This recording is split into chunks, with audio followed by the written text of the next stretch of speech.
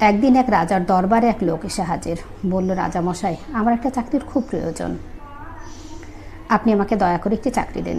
তখন রাজামশাই বললেন, ঠিক আছে, আমি তোমাকে চাকরি দেব, তুমি আমাকে বলো তোমার কি যোগ্যতা আছে।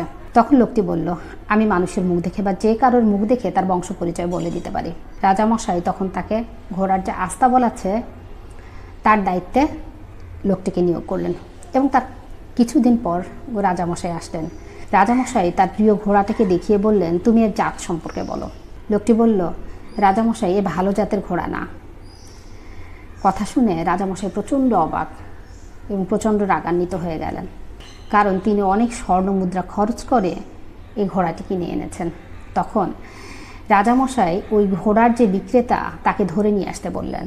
তাকে ধরে নিয়ে আসা হলে তাকে জিজ্ঞেস করা হলো, বলো এই ঘোড়াটির সম্পর্কে তুমি বলো, এই ঘোড়াটি কেন ভালো জাতের ঘোড়া নয়, না হলে কিন্তু তোমার গর্দান যাবে। গর্দান যাওয়ার ভয় লোকটি বলল, রাজামশাই, ঘোড়াটি যখন জন্ম হয় তখন তার মা মারা যায় এবং মা মারা যাওয়ার পরে এটি গরুর দুধ খেয়ে বড় হয় এবং গরুর সাথেই বড় হয়। এ কথা বলার পর লোকটিকে ছেড়ে দেওয়া হলো। এবার রাজামশাই লোকটিকে জিজ্ঞেস করলো যে তুমি বলো, তুমি কিভাবে বুঝলে এর জাত ভালো নয়। তখন লোকটি বলল যে ঘোড়া সাধারণত মাথা নিচু করে খাবার নেয় এবং মাথা উঁচু করে খাবার খায়, কিন্তু এই যে ঘোড়াটি আছে এ মাথা নিচু করে খাবার নিয়ে মাথা নিচু করেই খাবার খায়।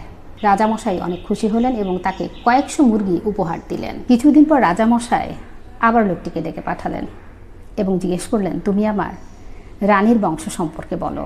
লোকটি বলল, মহারাজ, আমাকে কয়েকটা দিন সময় দিন। রাজা বলল, ঠিক আছে। কয়েকদিন পর লোকটি এলো। রাজামশাই এবার বললেন, তুমি বলো আমার রানীর বংশ সম্পর্কে। লোকটি বলল, মহারাজ, আমি যা বলবো সেটা শুনে আপনি কোনো সিদ্ধান্ত নেবেন না, আমি যা বলবো সেটার উপরে আগে যাচাই বাছাই করবেন, তারপর আপনি আপনার সিদ্ধান্ত নেবেন। মহারাজ বলল, ঠিক আছে, বলো তুমি আমার রানীর বংশ পরিচয় সম্পর্কে। তখন লোকটি বলল, মহারাজ, মহারানী কোনো রাজবংশের মেয়ে নয়।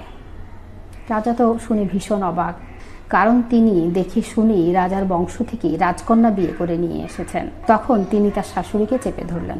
শাশুড়ি একসময় বলতে বাধ্য হলো যে আসলে বাবা, আমাদের মেয়ে মারা যাওয়ার পর আমার কোনো সন্তান হচ্ছিল না, তখন এই মেয়েটিকেই আমি দত্তক নিই খুব একটা গরিব পরিবার থেকে।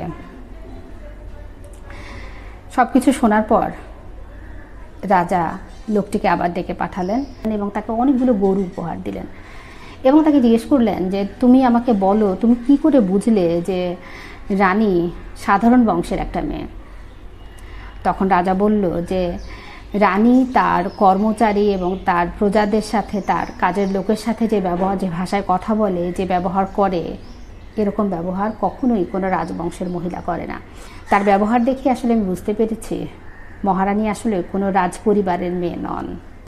এই কথা শুনে রাজামশাই এবার তাকে অনেকগুলো গরু উপহার দিলেন এবং তারও বেশ কিছুদিন পর লোকটিকে তিনি আবার ডেকে পাঠালেন। বললেন, সবার বংশের কথাই তো বললাম, এবার আমার বংশের কথা কিছু বলো শুনি। লোকটি বলল, মহারাজ, এটা আমি এখনই বলতে পারবো, কিন্তু আমাকে কথা দিতে হবে আপনি আমার গর্দান নেবেন না।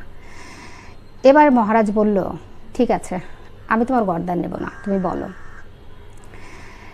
লোকটি বলল, আপনি এই রাজপরিবারের সন্তান নন, আপনি একটি সাধারণ পরিবারের সন্তান। মহারাজ খুব রেগে গিয়েছেন, ভাবছেন কখন এর গর্দান নেব। তিনি এসব ভাবতে ভাবতে রাজমাতার কাছে গেলেন। তিনি রাজমাতার কাছে গিয়ে বললেন, মা, তুমি সত্যি করে বলো আমি কে। তখন রাজমাতা তাকে বললেন, আমাদের কোনো পুত্র সন্তান না থাকায় তোমার চাচারা এই রাজ্যটা দখল করে নিচ্ছিল, তখন উজির মশাই এক দরিদ্র পরিবার থেকে তোমাকে এনে আমাদের হাতে তুলে দেয়। এই কথা শোনার পর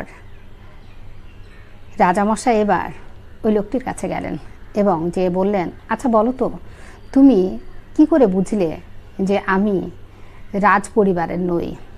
লোকটি বলল, মহারাজ, এটা খুব সহজ ছিল, কারণ আপনি যদি রাজবংশের হতেন তাহলে আপনি আমাকে গরু বা মুরগি উপহার দিতেন না, আপনি আমাকে হিরে, জহরত, মণি, মুক্ত এসব উপহার দিতেন।